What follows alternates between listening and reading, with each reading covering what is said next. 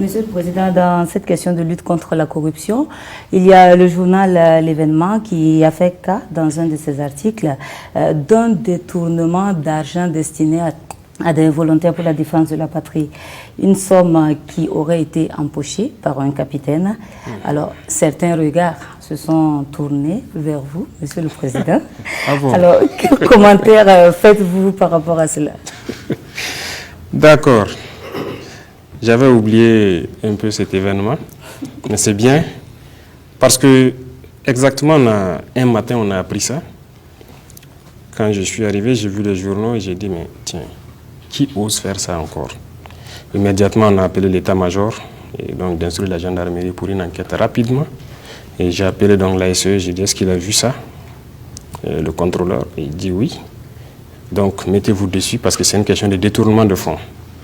Et je veux que ça serve d'exemple à tous ceux qui veulent tenter quoi que ce soit, parce que là, c'est intolérable. Et donc, on était serein. Mais quelques jours après, on a même appris que le journaliste en question, je ne sais pas qui a dit sur la radio que si on pousse loin, ils vont verser la calebasse ou quoi encore. Oui. Donc, j'ai dit là, il y a des preuves concrètes. Mais c'est au fur et à mesure qu'on a compris qu'il y a deux cas.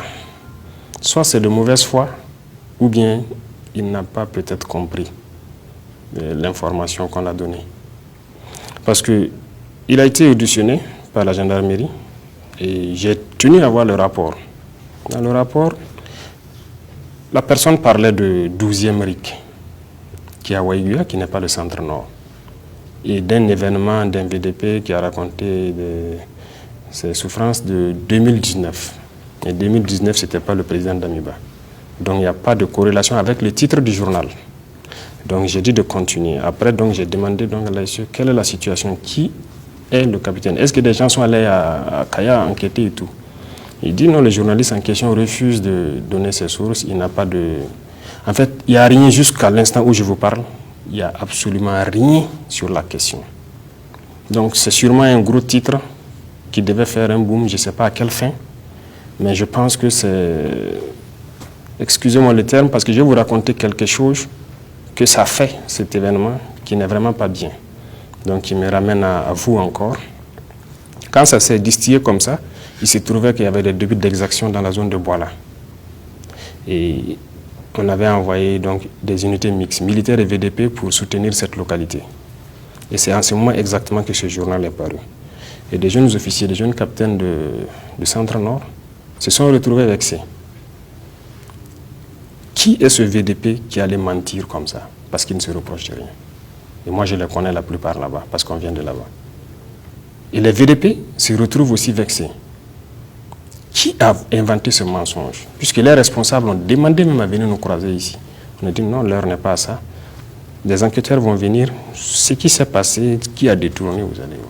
Au fur et à mesure, les jours passés, on se rend compte que un climat de méfiance qui s'est installé entre les militaires et les VDP. Et à Boila, ça n'allait pas. Chacun se regarde en chien de faïence. Vous voyez comment une information peut casser la lutte quand je vous parle. Et les gens ont replié finalement sur Kaya. Et les gens étaient un peu découragés. Donc il y a un collaborateur à qui j'ai dit non, d'aller à Kaya. De parler aux gens, non. Je ne pense pas. C'est à ce moment que j'ai compris que peut-être ils avaient une autre cible. Mais ce n'est pas les jeunes innocents qui se battent. Les jeunes capitaines qui se battent à Kaya, ce n'est pas eux la cible.